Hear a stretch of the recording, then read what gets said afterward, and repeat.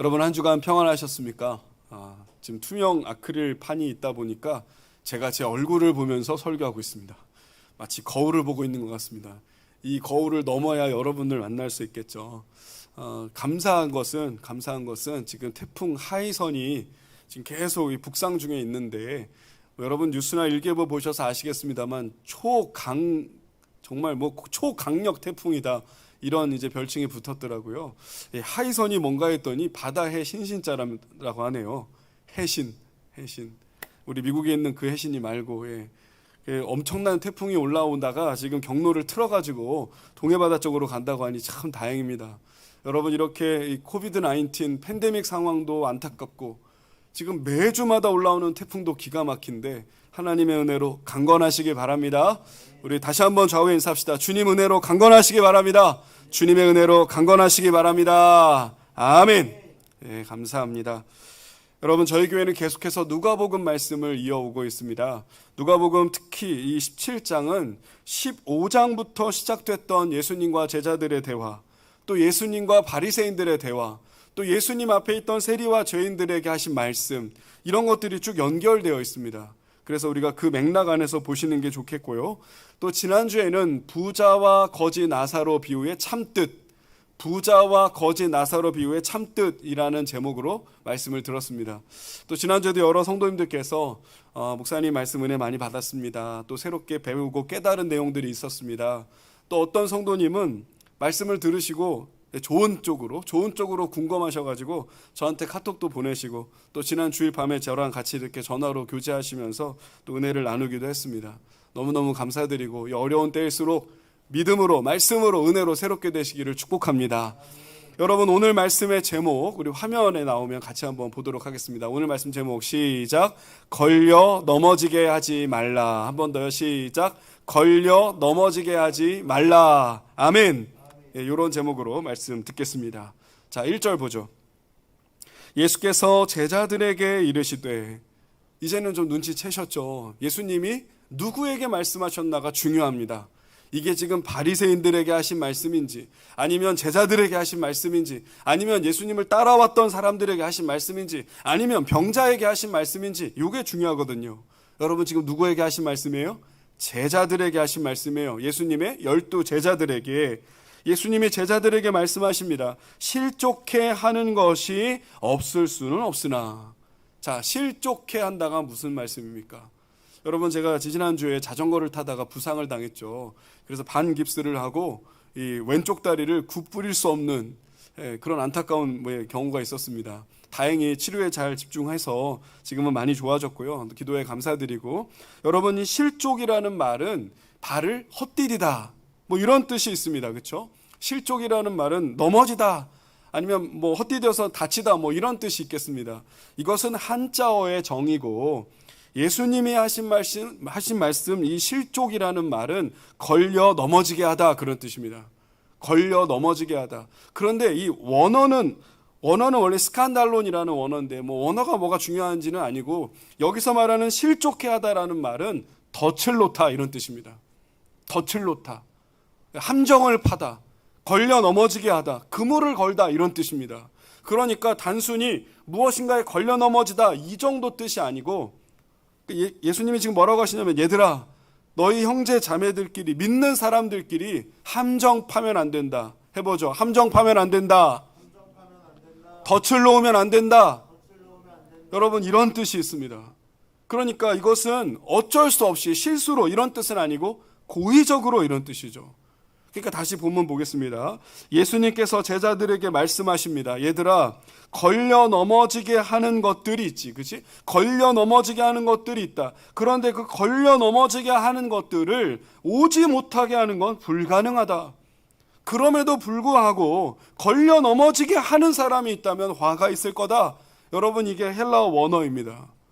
다시 풀자면, 얘들아, 다른 사람을 넘어뜨리게 하는 일이 없어야 되겠지만은 다른 사람을 걸려 넘어지게 하는 경우들이 있을 수 있다. 그러니까 다른 사람 걸려 넘어지게 한다면, 여러분, 1절 맨 마지막 단어가 무엇입니까? 화로다, 이렇게 써 있습니다. 여러분, 거기다가 메모하십시오. 심판받는다, 그런 뜻이에요. 심판받는다. 여러분, 저희가 사실 이 누가복음 17장 1절 말씀 많이 들었습니다. 그래서 우리가 보통 어떻게 말하냐면 나 실족했어. 예를 들면 설교를 도와주세요. 예를 들면 김한철 목사님이 나한테 인사 안 해서 나 실족했어. 임채정 목사님이 나한테 퉁명스럽게 대해서 나 실족했어. 최신영 전도사님이 나한테 버릇없이 해갖고 나 실족했어. 여러분, 이럴 때 김민철 전도사님 빠지면 또 서운하겠네요. 김민철 전도사님이 내가 하라는 거 잘 안 했어. 나 실족했어. 여러분, 이럴 때 쓰잖아요. 보통 저희가 실망했어. 나 실망했어. 나 그 사람한테 서운해. 나 마음이 다쳤어. 나 상처받았어. 이럴 때 쓰는 말이 실족했어. 우리가 그렇게 많이 쓴다는 말이죠. 반은 맞고 반은 틀리는 얘기입니다. 여러분, 이 스캔달론, 이 스캔들이라는 말이 여기서 나온 거거든요. 사실 실족해 한다라는 말은 그냥 제가 한번 좀 풀어보겠습니다. 다른 사람이 죄 짓도록 만든다.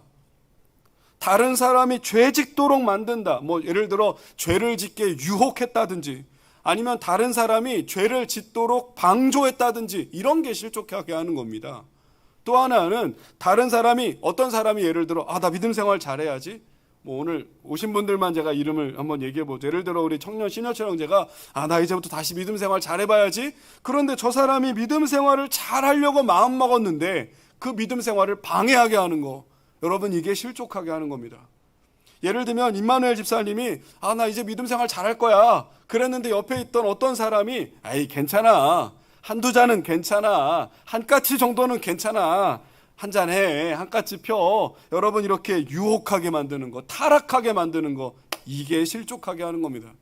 그냥 단순히 나 실망했어, 나 상처받았어, 나 서운해, 요 정도가 아니고 죄를 짓게 만들거나 죄 짓게 유혹하거나, 아니면 믿음 생활 잘하는 사람을 막 흔들거나, 아니면 믿음 생활 잘하고 있는 사람을 유혹하게 하거나 타락하게 만들거나, 이런 것들이 바로 예수님이 말씀하신 실족의 정의입니다. 여러분, 이런 정의를 기억하고 1절 마지막 절을 보면 확 와닿죠. 심판받는다는 거예요. 아멘. 여러분, 당연히 심판받겠죠. 아주 무서운 심판을 받을 거 아닙니까? 아니, 왜 믿음 생활 잘하는 사람을 죄짓게 만들어요? 아니, 잘하겠다는 사람을 왜 흔들어요? 아니, 왜 믿음 생활 열심히 하겠다는 사람을 타락으로 빠뜨리냐, 이 말이죠. 그러니까 당연히 하나님의 무서운 심판을 받는다는 겁니다. 여러분, 2절 가보죠. 그런데 예수님은 여기에 더 들어가세요. 자, 얘들아 봐라, 여기 있는 작은 자들 중에, 이렇게 써 있습니다. 이 말씀은 예수님이 제자들에게 하신 말씀이고, 제자들에게 얘들아 봐라, 저기 있는 이 작은 자들 중에 한 명이라도, 그러니까 저기 있는 작은 자는, 작은 자, 어린이, 요 정도를 말하는 게 아닙니다. 저기 있는 작은 자는 그 당시, 예수님 당시에 환대받지 못하고 대우받지 못했던 여성들을 말하기도 하고요. 저기 있는 작은 자라고 말하면 15장부터 쭉 이어져 온 말씀이니까 세리와 죄인들일 수 있고요. 저기 있는 작은 자 그러면 유대인이 아니라 이방인일 수 있고요. 저기 있는 작은 자 그러면 이제 예수님 믿겠다고 시작하는 초신자일 수 있다는 것입니다. 아멘. 여러분, 작은 자가 누구라고요? 어린이나 여자나 세리나 죄인들이나 이방인이나 초신자라는 겁니다. 여러분, 오늘날 우리 교회 상황으로 보자면 여기 있는 작은 자 그러면 새 가족을 말하는 겁니다. 초신자를 말하는 거예요. 그러니까 우리가 12제자, 예를 들어 믿음 생활을 먼저 한 사람들이라면, 여기 계시는 김장로님, 이장로님, 우리 교역자들 신앙생활한 지 이미 오래된 사람들이라면 더 조심하라는 겁니다. 왜요? 초신자들이 너희들의 자유분방한 모습 때문에, 초신자들이 너희들의 생각 없이 하는 말이나 행동 때문에, 초신자들이 너희들을 되게 존경하고 멋지게 바라봤는데 목사님이 왜 저러지? 장로님이 왜 저러지? 권사님이 왜 저러지? 아니, 순장님이라는데, 목자님이라는데 왜 저러지? 그러면 실족한다는 거예요. 여러분, 이 말씀이 그래서 좀 무서울 수 있다는 것입니다. 자, 2절 가보죠. 얘들아, 저기 있는 작은 자, 저 초신자 하나가 너가 말 잘못하고 행동 잘못하고 네가 본을 보이지 못해가지고 걸려 넘어지게 된다면, 이런 말씀입니다. 걸려 넘어져 자빠지게 된다면 차라리 연자맷돌 목에 매달고 죽는 게 낫다. 여러분, 예수님 말씀을 그대로 제가 원어를 풀자면, 만일 이 작은 사람 중에 하나를 걸려 넘어지게 하는 것보다는 차라리 맷돌을 그냥 목에다 매달고 바다에 던져지는 게 더 유익할 수 있다. 여러분, 이게 헬라어 원어를 그대로 직역한 겁니다. 사랑하는 성도 여러분, 연자맷돌 보신 적 있으세요? 저는 교회에서 성지순례를 보내주셔서 연자맷돌을 직접 봤습니다. 맨날 사진으로만 보다가 진짜 깜짝 놀랐어요. 연자맷돌이 이렇게 큰 줄 몰랐거든요. 맷돌을 목에 메고 바다에 빠진다. 여러분, 우리 그냥 갑자기 녹두, 우리 김은혜 권사님이 녹두 붙인 게 잘해주시는데 녹두 가는 맷돌 생각나요. 여러분, 이런 손맷돌이 아니고 사진 한번 보시죠. 연자맷돌 이겁니다. 여러분, 이게 연자맷돌 진짜 모습이에요. 보면 어떻습니까? 큰 맷돌이 있고 바닥에 바닥돌이 있죠. 이게 아주 고고고고고고고 돌아가는 거죠. 아니, 저렇게 큰 맷돌로 뭘 갈까요? 깨 아닙니다. 여기다 뭘 갈까요? 올리브를 가는 겁니다. 올리브를 짜내가지고 기름을 만드는 거예요. 우리나라는 올리브가 나지 않죠. 지난번에 우리 주일학교에서 행사하신다고 우리 김현철 목사님이 올리브 화분을 조그만 걸 사긴 하셨습니다만 거기서 올리브가 맺히겠어요? 믿음대로 되겠습니다. 여러분, 올리브를 짜는 거예요. 올리브. 아니면 포도라도 저렇게 하겠죠. 아무튼 저기는 올리브를 짜는 거예요. 다음 보시죠.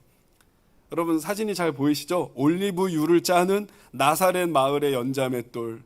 즉, 누가 저거 끌고 있습니까? 나귀가 끌고 있습니다. 여러분, 보통은 사람이 저렇게 돌리기도 했는데 사람보다 당나귀가 끄는 게 훨씬 더 많은 양의 올리브 기름을 짤 수 있겠죠. 나귀는 저렇게 뱅글뱅글 돌기만 하는 거예요. 계속.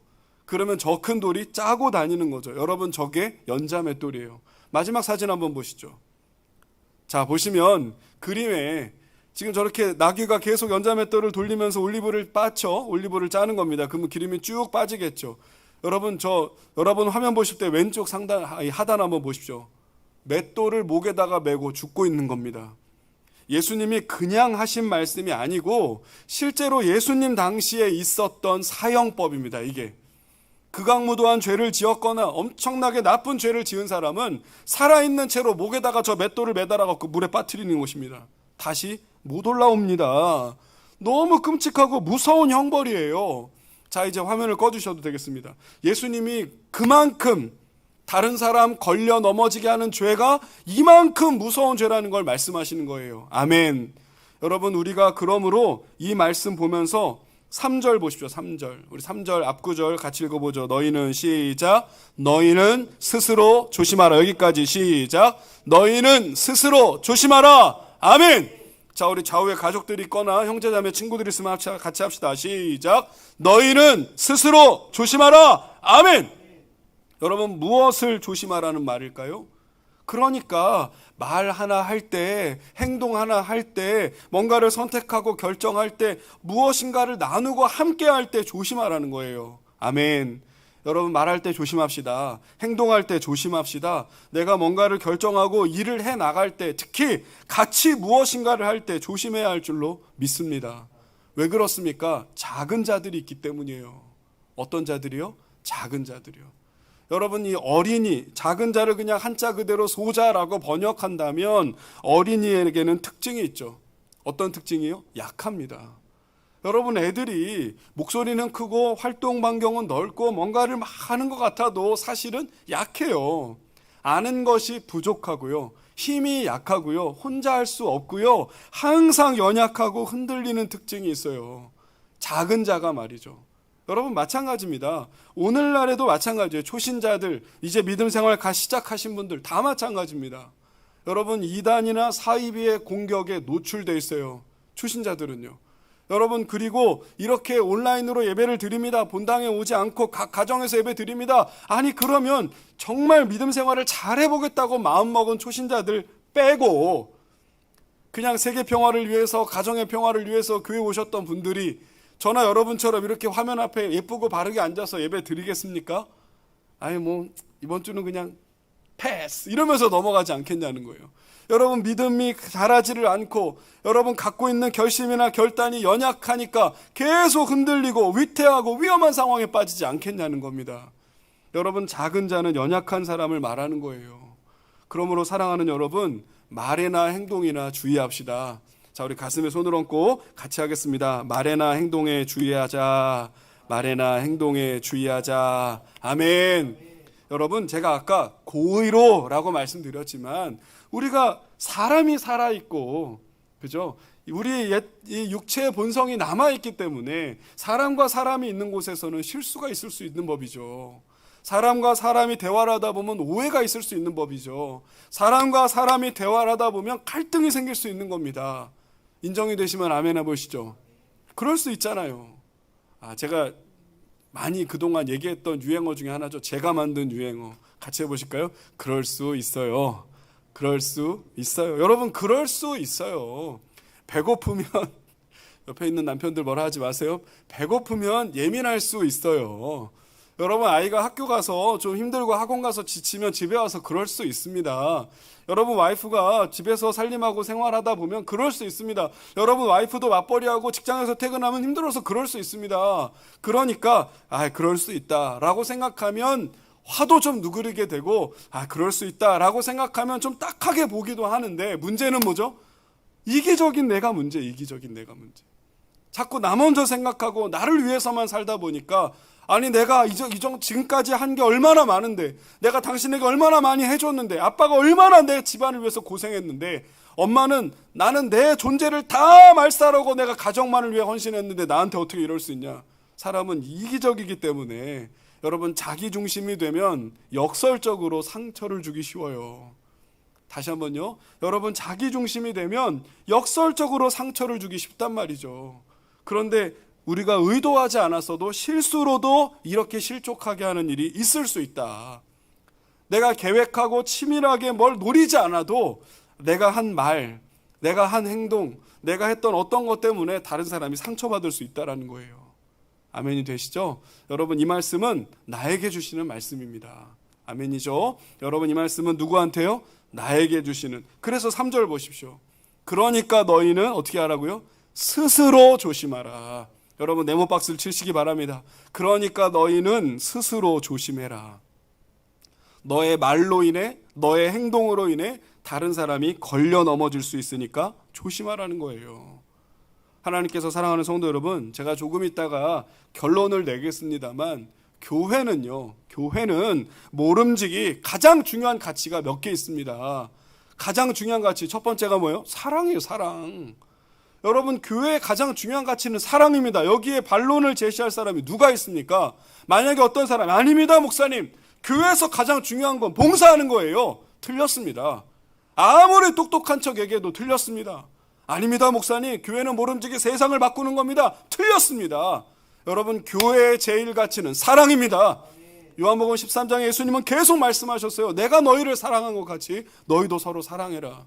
너희가 서로 사랑하면 이로써 모든 사람이 너희가 내 제자인 줄 알 거다. 요한복음 13장 33, 34, 35절 계속 이어지는 말씀입니다. 여러분, 오늘날 한국교회가 지탄받는 이유가 뭡니까? 너네가 그렇게 사랑을 부르짖으면서 왜 이웃을 사랑하지 않냐? 교회에서 확진자가 이렇게 많이 나온다는데, 너네들은 예배를 목숨처럼 생각한다. 오케이, 알았다. 그러면 니네들 목숨만 중요하냐? 교회에 확진자가 나와가지고 어르신들이 돌아가고 있는데 너네가 진짜 이웃을 사랑한다면, 눈에 보이지도 않는 하나님을 예배한다고 하면서 가정에서 예배드린다고 하나님이 벌 주시겠어? 여러분, 세상 사람들이 거꾸로 손가락질을 하고 있습니다. 사랑하는 성도 여러분, 교회의 제1가치는 사랑입니다. 아멘이죠? 사랑입니다. 여러분, 우리가 이 사랑이라는 가치를 딱 붙잡으면 이제 이어지는 서로 용서하는 것도 가능하고, 사랑이라는 가치를 딱 붙잡으면 서로 이해하는 것도 가능하고, 사랑이라는 가치를 딱 붙잡으면 안타까운 사람 불쌍하게 여기고 어려운 사람 도와줄 수 있고, 여러분, 나와 의견이 달라도 서로 손잡고 갈 수 있는 것입니다. 그러므로 믿음이 좋다? 사랑하는 사람이라는 거예요. 믿음이 좋은 사람은 사랑이 풍성한 사람입니다. 여러분, 믿음 좋은 사람은 더 사랑하는 사람입니다. 같이 해보죠. 믿음 좋은 사람은 더 사랑하는 사람입니다. 더 사랑하는 사람입니다. 여러분, 새기고 또 새기고 또 새기시기 바랍니다. 여러분이 목회자를 존경해 오셨다면, 여러분이 목회자를 존중하셨다면 그 이유는 하나님의 디바인 콜링, 거룩한 부르심을 받으셨기 때문이야? 아닙니다. 여러분, 목회자를 존중하고 존경했던 이유는 목회자들이 사랑의 사람이기 때문입니다. 끝없이 용납해주고 끝없이 받아주고, 여러분, 병자들을 찾아가고 피고름을 닦아주고, 여러분, 음성꽃동네나 이런 많은 어려운 청계천, 빈민촌을 도와주셨던 분들이 다 목회자들이 아니었습니까? 공장의 노동자들을 위로하고 못 배운 자들을 가르치고, 여러분, 아낌없이 구제하고 선교했던 사람들이 목회자들이 아니었냔 말이에요. 그러나 오늘날 그 목회자들이 사랑의 목회자로 보이지 않고 이기적이고 돈 밝히고 권력에 탐하고 정치에 기웃거리고 이러니까 존경이 떨어지는 거 아닙니까? 목회자만 그래요? 교회도 마찬가지입니다. 사랑하는 여러분, 우리 교회가 비록 사랑의 교회는 아니지만, 우리 교회가 사랑의 교회는 아니지만 우리도 더 사랑하는 교회가 되었으면 좋겠습니다. 여러분, 전국에 더 사랑의 교회라는 이름도 제법 있어요. 교회가 이 사랑이 부족한 것 같으니까 더 사랑하자 이렇게 가잖아요. 여러분, 사랑 교회도 괜찮고 사랑 제일 교회는 아닌 것 같아요. 사랑도 괜찮고 은혜도 괜찮고 화목도 괜찮고 평화도 괜찮고 샬롬도 괜찮고 어떤 것도 다 좋으니까 사랑하는 여러분, 더 사랑하는 교회가 됩시다. 더 화목한 공동체를 만듭시다. 그게 예수님 말씀이라는 거예요. 스스로 조심해라. 더 가보죠. 만일 네 형제가 죄를 짓는다면, 만일 네 형제가 죄를 지었다면 경계하고, 동그라미 쳐보시죠. 경계하고. 여러분, 이 대목은 이제 그 다음 단계인데, 저희가 다른 사람 걸려 넘어지지 않도록 말에도 행동에도 조심하고 우리가 더 사랑하고 더 화목한 공동체를 만들어야 할 텐데, 그래도 만일 어떤 사람이 죄를 범했다면 뭐 하고요? 경계하고. 경계가 무엇입니까? 혼내라는 겁니다. 책망하라는 거예요. 그러면 안 됩니다. 죄를 지으시면 안 돼요. 하나님이 기뻐하시는 게 아니에요. 말씀대로 순종하셔야죠. 여러분, 마태복음 18장에는 어떻게 나오죠? 먼저 어떤 사람이 죄를 지었다면 한 사람이 찾아가라. 그래서 책망하고 훈계하고 권면해줘라. 그래도 안 들으면 두세 사람이 가라. 그래도 안 들으면 교회에다 말해라. 그래도 안 들으면 이방인 취급을 하라는 거였습니다. 여러분, 이것은 무슨 얘기냐면 그렇게 3-4번 해도 안 되면 포기해라, 그런 뜻이 아니고 끝까지 계속해서 그러시면 안 됩니다. 말씀에 창념해야 해요. 예배에 나오셔야 합니다. 말씀대로 순종하셔야 돼요. 화내지 마세요. 용서하며 삽시다. 여러분, 계속해서 죄 짓지 말라고 말해주라는 겁니다. 이것은 무엇을 의미하실까요? 같이 해보죠. 영적으로 순결한 공동체.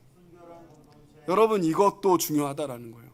우리가 자꾸 사랑 가다 보면 죄진 사랑 그냥 모른 채 하고 그냥 방조하고 방관하고 그러면 안 되고 영적으로 순결한 공동체를 만들라는 것입니다. 그 다음, 그 죄인이 회개하거든 뭐하라? 동그라미 쳐보시죠. 용서하라. 회개하거든 어떻게 하라고요? 용서하라. 제가 잘못했습니다. 제가 죄송합니다. 제가 믿는 자답지 못했습니다. 제가 교회에 심려를 끼쳐드렸습니다. 제가 잘못했습니다. 이렇게 회개한다면 용서해 주라는 겁니다. 여러분, 용서의 공동체, 그러니까 영적으로 순결한 공동체, 그리고 용서의 공동체. 여러분, 이게 사랑의 공동체라는 것이죠. 모두 다 이해가 잘 되실 줄로 믿습니다. 이제 그 유명한 4절 얘기가 나오는 거 아닙니까? 만일 어떤 사람이 하루 7번이라도 너한테 죄를 지었다면, 여러분, 이 자리에 계신 우리 교역자분들, 장로님들, 우리 반주팀들, 어떤 사람이 나한테 하루 7번 죄를 지었다면, 눈치 한번 보세요. 이런 적 있어요? 없어요. 사실 누가 똑같은 죄를 저한테 하루에 7번을 짓겠습니까? 싫은 소리도 한두 번이고 승질내는 것도 한두 번이고 해코지 하는 것도 한두 번이지 7번 누가 그래요? 여러분, 7은 우리 요한계시록 설교 다 들으셨으니까 완전수, 그죠? 더 이상이 없는 거죠. 이건 무한수를 말하는 거예요. 그러니까 만약에 어떤 사람이 너한테 똑같은 죄를 7번 지었다 하더라도 그 사람이 7번 다시 돌아와. 이런 사람도 없죠. 7번 돌아와. 내가 회개합니다. 여러분, 이거 인용이에요. 내가 회개합니다. 이거 예수님이 직접 인용을 하신 겁니다. 내가 회개합니다 라고 말한다면 너는 뭐 해라? 용서해라. 여러분, 무슨 의미가 담겨 있을까요? 같이 해보시죠. 계속 용서해라. 끝까지 용서해라. 여러분, 그런 의미가 있습니다. 참, 이건 불가능한 일입니다. 솔직히 말씀드려 어려운 겁니다.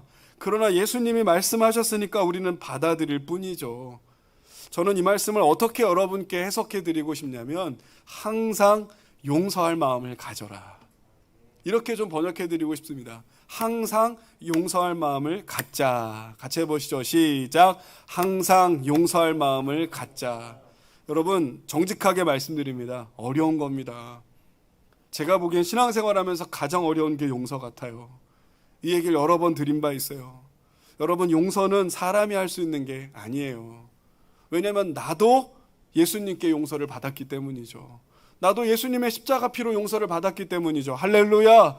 여러분, 그러니까 용서야말로 하나님의 영역이에요. 우리가 하나님의 은혜로 용서받았으니까 너도 다른 사람 용서해줘. 그게 여러분 그 1만 달란트 빚진 자 예화 아닌가요? 사랑하는 성도 여러분, 용서는 내가 못해요. 그러니까 나 하지 말아야지. 이래서도 안 된다는 거죠. 항상 용서할 마음을 가지시는 저와 여러분이 되었으면 좋겠습니다.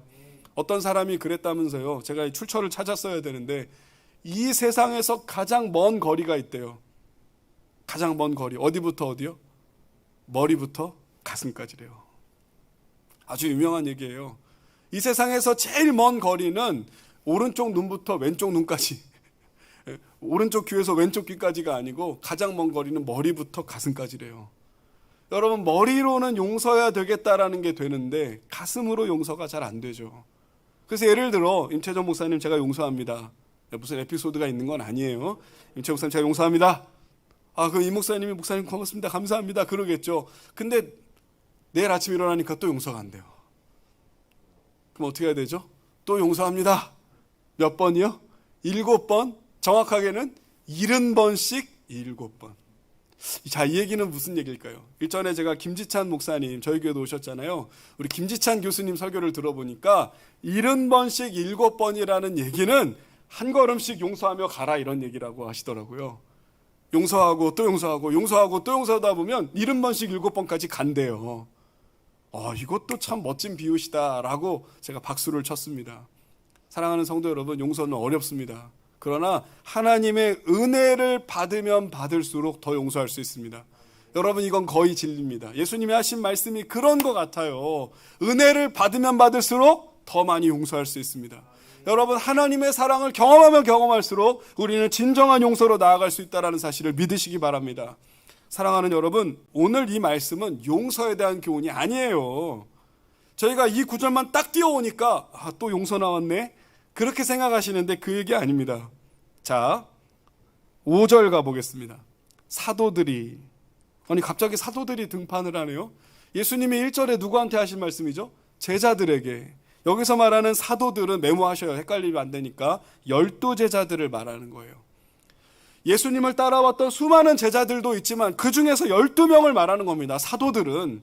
여기다가 나중에 플러스 사도 바울이 붙는 거죠. 그래서 사도 이렇게 말하는 거예요.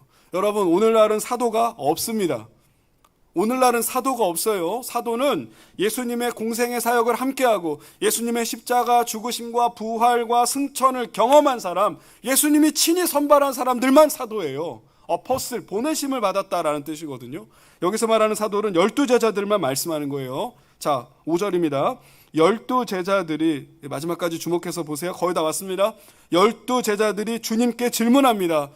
예수님이 자꾸 용서에 대한 얘기를 하시니까 어렵게 느껴지잖아요. 그래서 제자들이 예수님, 우리에게 믿음을 더하소서. 이 부분 밑줄 치시고 읽어보죠. 시작. 우리에게 믿음을 더하소서. 여러분, 주목하셔야 된다는 게 뭐냐면 6절에 나오는 말씀은 5절에서 나온 거예요. 6절에 나오는 비유는 5절에 대한 이야기에 대한 대답이란 말이죠. 그러니까 제자들이, 이제 화면 보셔도 돼요. 여러분, 제자들이 예수님이 자꾸 용서해라, 끝까지 용서해라, 70번씩 7번 용서해라 이러니까 얼마나 마음이 부담이 되겠어요. 여러분, 우리는 가장 가까이 있는 사람 용서하기 어렵잖아요. 그렇죠? 배우자 마찬가지, 부모님 마찬가지, 자녀들 마찬가지, 형제자매 마찬가지. 여러분, 모르는 사람은 용서하기 쉽습니다. 어차피 모르면 되니까. 그러나 나에게 가장 큰 상처를 준 사람은 내 가장 가까이 있는 사람이거든요. 용서하기 어려워요. 끝까지 용서해. 내가 너 용서했잖아. 끝까지 용서해. 어렵단 말이죠. 그러니까 예수님의 12제자들이요. 와, 어렵다. 이건 내가 믿음이 부족해서 그런가 보다. 예수님, 저한테 믿음 좀 더 주세요. 그렇게 말한 거예요. 자, 믿음을 어떻게 해달라고요? 더 주세요. 그죠? 믿음을 더 주세요. 그랬더니 6절이 나오는 거예요. 6절 예수님이 말씀하십니다. 너희에게 겨자씨 한 알만한 믿음이 있었다면, 자, 물결 표시 한번 해보실까요? 너희에게 무엇만한? 겨자씨 한 알만한 믿음이 있었다면 이 뽕나무한테 명령해서 저 바다에 심어져라!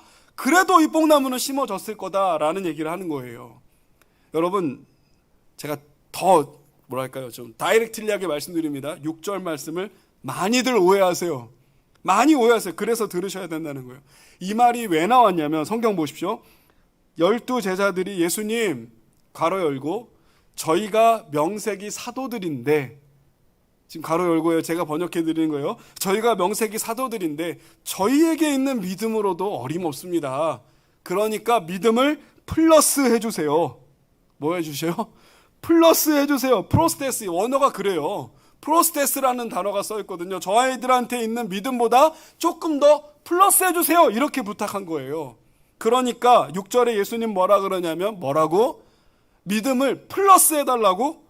이런 너희에게 겨자씨 한 알만큼의 믿음이라도 있었다면, 이렇게 읽으셔야 돼요.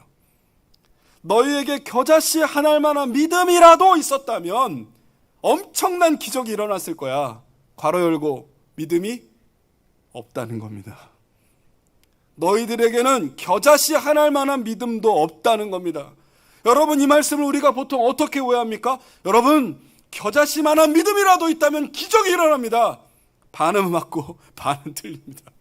그렇게 볼 수 있지만 예수님은 그렇게 말씀하신 맥락이 아니에요. 이 맥락은, 예수님 저희가 명색이 그래도 12사도인데 저희에게 믿음이 좀 있는데, 이건 자부심을 갖고 말하는 거예요. 자기가 12사도라고, 지금 수많은 제자들이 있는데 우리는 뽑힌 사람이잖아요. 12명이잖아요. 그런데 이 용서 우리가 못할 것 같잖아요. 그러니까 믿음 좀 플러스 해주세요 그랬단 말이죠. 여러분, 여기에는 약간의 교만이 묻어있는 겁니다. 여러분, 여기에는 약간의 자만이 묻어있는 겁니다. 여기에는 약간의 자랑이 묻어있는 겁니다. 저 초신자들보다는 우린 믿음이 더 있는데 우리가 듣기에도 용서는 어려워요, 예수님. 그러니까 믿음 좀 플러스 해주세요. 뭐라고? 믿음을 플러스 해달라고? 웃기고 있네. 이건 제 번역이에요. 이 녀석들 웃기고 있네. 너희들이 겨자씨만한 믿음이라도 있었다고 해봐라. 그러면 어마어마한 기적도 일어날 거야. 사람의 힘으로 불가능한 일도 일어날 것이다. 그러니까 제자들에게 겨자씨만한 믿음이 없다라는 얘기입니다. 이 얘기는요, 우리 중직자들도 방송 듣고 계시니까 이 얘기는요, 믿음의 분량을 말한 것이 아니고 믿음의 유무를 말한 겁니다. 알아들으셨죠? 우리 청년들, 청소년들도 예배 드리고 있다면서요. 여러분, 예수님의 이 겨자씨만한 믿음의 비유는 무슨 뜻이냐면, 얘들아, 믿음의 양이 많아야 돼, 믿음의 크기가 커야 돼, 그 얘기를 하신 것이 아니고 참 믿음이 있어야 해. 할렐루야. 우리 좌우 인사합시다. 참 믿음이 있어야 합니다.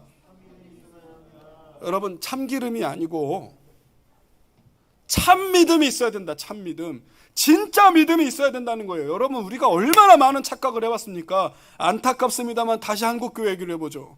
여러분, 한국교회 하면요, 저는 외국에서 좀 살아봤기 때문에 한국교회 그러면 세계를 대표할 만한 교회였습니다.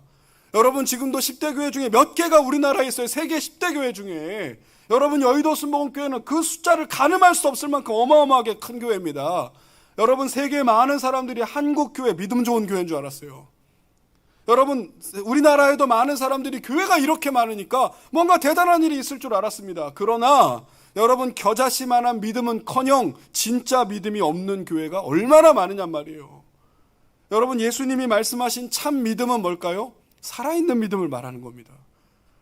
여러분, 예수님이 말씀하신 참 믿음은 뭘까요? 생명력 있는 믿음을 말하는 것입니다. 할렐루야. 만약에 아니, 긴가 아닌가 한번 들어보시라고요. 만약에 예수님이 얘들아, 작은 믿음이라도 있어야 돼 라고 말씀하셨다면 왜 겨자씨 얘기하시죠? 모래알. 그러면 되잖아요. 얘들아, 모래알 만한 믿음이라도 있었다면, 아니 참깨라도, 아니면 무슨 먼지알아도, 작은 걸 말하려고 했으면 티끌만한 믿음이라도 이러시면 돼요. 근데 왜 겨자씨를 말씀하셨냐고요. 저희가 천국에 관한 비유 많이 들으셨으니까, 겨자씨는 이 세상에서 가장 작은 씨앗 중에 하나지만 여러분, 공중에 새들이 와서 울타리 둥지를 칠 만큼 어마어마한 나무로 자란다. 저희가 다 들으셨잖아요. 그러니까 얘들아, 겨자씨만한 믿음이라도 있으면 크기를 말하는 게 아니고, 분량을 말하는 게 아니고 질을 말하는 겁니다. 살아있는 믿음이 있어야 돼. 여러분이 겨자씨는 심겨지면 어떻게 되죠? 싹이 나고 꽃이 피고 줄기를 맺고 가지를 치고 큰 나무로 성장하잖아요. 그래서 예수님은 제자들에게 지금 무슨 말씀하셨냐면 6절이에요. 마지막 절이니까 6절이에요. 예수님 말씀하십니다. 얘들아, 너희들에게 정말 살아있는 믿음, 진짜 믿음, 생명력 있는 믿음, 영향력 있는 믿음이 있었다고 한다면 그런 믿음이 있다고 한다면 놀라운 일이 일어날 거다. 인간의 힘으로 할 수 없는 일, 그게 뭐죠? 일단 용서죠. 인간의 힘으로 할 수 없는 일, 예수님이 용서 말씀하셨잖아요. 끝까지 용서하는 것도 할 수 있다. 얘들아, 너희들에게 살아있는 믿음이 있다면 사람들은 불가능하다고 말한 그 기적들을 일으킬 수 있다. 얘들아, 너희들에게 살아있는 믿음, 진짜 믿음이 있다면 너의 목숨을 던져서라도, 너의 인생을 바쳐서라도 세계 복음화를 이루어낼 수 있을 것이다. 여러분, 이런 말씀을 하신 겁니다. 자, 오늘 설교를 마무리해 보겠습니다. 12시 30분. 제 시간 잘 지키려고 얼마나 애쓰는지. 여러분, 오늘 설교 제목이 뭐라고요? 걸려 넘어지게 하지 말라. 한 번만 더요. 시작. 걸려 넘어지게 하지 말라. 여러분, 이 말씀은 저와 여러분들에게 굉장한 교훈을 주시는 겁니다. 일단 이 말씀을 그 자리에서 동타임, 그 같은 장소에서 들었던 예수님의 제자들, 바리새인들, 세리와 죄인들 다 깜짝 놀랐습니다. 일단 제자들에게 하시는 말씀인데 걸려 넘어지게 하는 인간들이 있었죠. 그 자리에. 누구죠? 바리새인들이었죠. 여러분, 작은 자들이 넘어질 수 있으니까 조심해라고 했던 작은 자들이 저기 있었죠. 어린이들, 여인들, 세리와 죄인들, 이방인들이 저기 다 있었죠. 얘들아, 걸려 넘어지지 않게 조심해라고 들었던 제자들이 먼저 있었죠. 여러분, 그러니까 예수님은 한 말씀을 하셨는데 걸려 넘어지게 하는 저 바리새인이 있었고, 저기 있는 작은 자들이 있었고, 이 얘기를 직접 듣는 제자들이 있었다는 겁니다. 사랑하는 성도 여러분, 바리새인들은 어떤 인간들이었습니까? 자기도 막고 자기도 못 가고 남도 못 가게 막은 자들이다. 무서운 말씀하셨잖아요. 여러분, 저 작은 자들은 우리 앞에 있는 사람들을 보면서 열심히 쫓아오고 있었습니다. 그런데 앞에 있는 우리들이 살아있는 믿음이 없다라는 것을 예수님은 고발하고 계시는 거예요. 와우. 사랑하는 성도 여러분, 살아있는 믿음으로 무장합시다. 생명력과 영향력 있는 믿음을 달라고 더욱더 기도합시다. 여러분, 그래야 사랑의 교회를 이룰 수 있고, 그래야 은혜와 화목한 교회를 만들어갈 수 있고, 그래야 세상 사람들이 예수 믿는 사람들은 정말 달랐구나라고 말할 수 있는 것입니다. 여러분, 지금 이 매스컴에 보도되는 온통 안타까운 소식들은 교회가 교회답지 못했기 때문입니다. 여러분, 교회가 더 사랑하는 모습을 보였다면, 아니 말이야 바른 말이지. 여러분, 저쪽 영남권에 있는 어떤 교회들은, 제가 지역을 따로 말씀 안 드립니다. 어떤 교회들은 벌금 내고 우리는 본당에서 예배 드리겠다. 벌금 300만 원이래잖아요. 벌금 내고 예배 드리겠다. 우리는 목숨처럼 예배를 지킨다. 여러분, 하나님 앞에 그 사람들 다 책임져야 될 겁니다. 여러분, 그 말에 책임질 수 있습니까? 300만 원 내고 예배 드린다. 제가 우리 교역자들한테 뭐라고 하는지 아세요? 그 300만 원으로 가난한 자를 도왔다면, 그 300만 원으로 코로나로 힘들어하는 사람들을 도왔다면, 아니 그 영남권에 있는 교회들이 똘똘 뭉쳐가지고 우리가 벌금 낼 300만 원 모아가지고 우리 코로나 불이웃 돕기 합시다. 그랬다면 이건 교회다운 모습이었을 겁니다. 여러분, 세상 사람들이 뭐라고 말하겠어요? 벌금 내고 예배 드린다고? 에라이. 여러분, 비판을 받아도 싸고 비난을 받아도 쌉니다. 이런 건 교회 모습이 아니에요.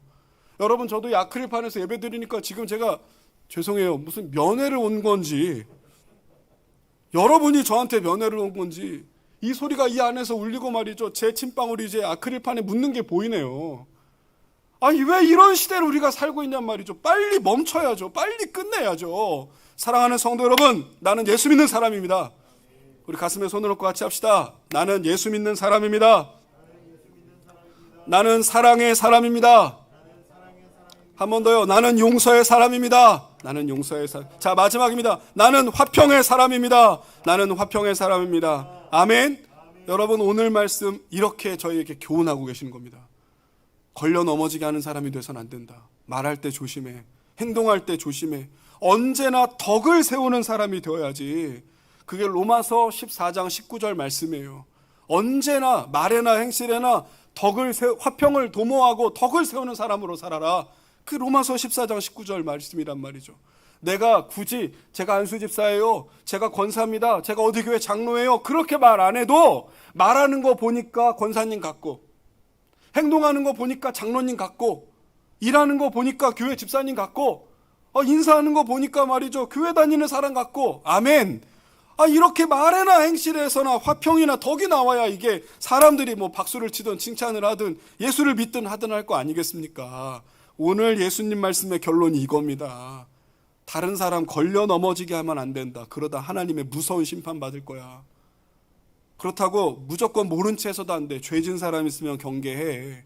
그러나 내가 잘못했습니다 라고 말하면 용서하고, 몇 번까지요? 끝까지 용서해. 끝까지. 예수님 저 못하겠는데요? 저희한테 믿음 조금밖에 없으니까 더 주세요. 아니. 너희 힘으로는 아예 안 되는 일이야. 하나님의 은혜를 받아야 된다. 살아있는 주님의 은혜와 능력을 받아야 돼. 그래야 할 수 있는 일이다. 너희에게 살아있는 겨자씨만한 믿음이라도 있다고 생각해봐라. 무슨 일이든 못하겠니? 여러분, 예수님이 이렇게 말씀하셨고요. 이 당시에는 예수님의 제자들이 믿음이 없어서 혼났는데, 나중에 예수님이 십자가에 돌아가시고 3일 만에 부활하시고 40일 만에 승천하시고 오순절날 성령 강림 사건을 경험한 다음에는 여러분, 이 12제자들이 하나같이 사랑의 사도가 돼버립니다. 할렐루야. 아멘. 여러분, 사마리아 유대 땅끝까지 나가서 복음을 전하는 자들이 돼버립니다. 아멘. 아멘. 여러분, 이 사도 요한은 나중에 나이가 들어서 이 교회를 섬기다 돌아가셨지만 나머지 11명의 제자들 그리고 사도 바울까지도 다 순교당하고 죽었습니다. 다 목숨 바쳐 죽었습니다. 여러분, 사랑의 사도가 되는 길 바로 여기에 있습니다. 오늘 제가 오전에 우리 청소년부 예배, 그 다음 우리 유초등부 예배까지 제가 지금 저도 다 온라인 예배를 드리고 내려왔는데, 우리 유초등부가 요한복음 12장 24절 말씀, 이 한 알의 밀이 땅에 떨어져 죽지 아니하면 한 알 그대로 있고 죽으면 많은 열매를 맺느니라, 요한복음 12장 24절 말씀인데 그 말씀을 가지고 설교하시더라고요. 사랑하는 여러분, 겨자씨만한 믿음, 제가 봤을 때 이거를 관주로 연결시키면 참 좋을 것 같은데, 겨자씨만한 믿음 가지게 되면 한 알의 밀알이 되는 것 같아요. 겨자씨만한 살아있는 믿음 가지니까 아낌없이 떨어져 죽잖아요. 그러니까 많은 열매를 맺잖아요. 모쪼록 이 어려운 시기, 이 혼돈의 시기에 내가 어떻게 해야 되지? 우리 교회가 어떻게 해야 되지? 내가 어떻게 살아가야 되지? 답입니다. 정답. 말하나 행실하 조심하고, 더 사랑하는 사람, 더 용서하는 사람, 더 평화롭게 화평하게 지내는 사람이 되어, 야, 저 사람 보니까 예수 믿는 사람 같네, 이렇게 전화위복과 반전과 역전을 일으키시는 저와 여러분 되시기를 간절히 축복합니다. 소망합니다. 자, 우리 같이 가슴에 손을 얹고 기도하겠습니다. 여러분, 제가 안수기도를 겸하고 축복기도를 겸해서 같이 기도하겠습니다. 여러분 기도하시죠. 기도하겠습니다. 사랑하는 주님, 오늘 걸려 넘어지게 하지 말아라 라는 말씀을 들었습니다. 하나님, 먼저 주님 앞에 자백과 회개의 기도를 드립니다. 물론 우리 만나 교회는 지난 32년 동안 최선을 다해서 주의 복음과 사랑을 지역과 이웃에 나누겠다고 힘쓰고 애써 왔습니다. 그러나 저희라고 완벽하겠습니까? 그러나 저희라고 완전하겠습니까? 하나님, 저희에게도 부족한 게 있고 저희에게도 잘못한 허물들이 있고 저희에게도 많은 실수와 범죄들이 있으니 주여 용서하여 주시옵소서. 하나님, 오늘날 한국 교회가 하나님의 영광을 드러내기보다는 오히려 하나님의 영광을 가리우거나 그리스도를 나타내기보다는 오히려 그리스도를 능욕하게 만드는 정말 기가 막힌 죄를 짓고 말았습니다. 주여, 저희들을 용서하여 주시옵소서. 오늘 말씀을 듣고 다시 한번 결단하고 깨닫게 도와주셔서 사랑의 사람 되게 하시옵소서. 용서의 사람 되게 하시옵소서. 화목하게 만드는 사람, 평화의 도구가 되게 하여 주시옵소서. 아버지여, 저희가 가슴에 손을 얹고 기도합니다. 진심으로 기도합니다. 절실하게 기도합니다. 아버지여, 이 시간 우리 가슴에 손을 얹고 기도하는 모든 믿음의 권속들에게 충만히 임재하여 주시옵소서. 완전히 다스려 주시옵소서. 하늘에 넘치는 은혜로 덮어 주시옵소서. 아버지 하나님, 간절히 기도합니다. 우리 힘으로는 못하는 일입니다.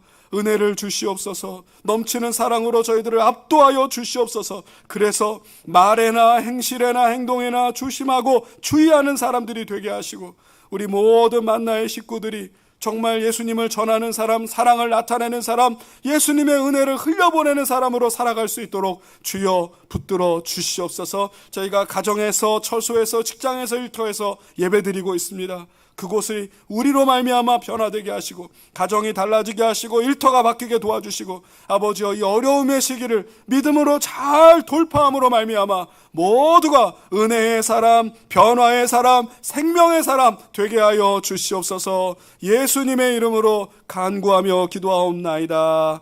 아멘.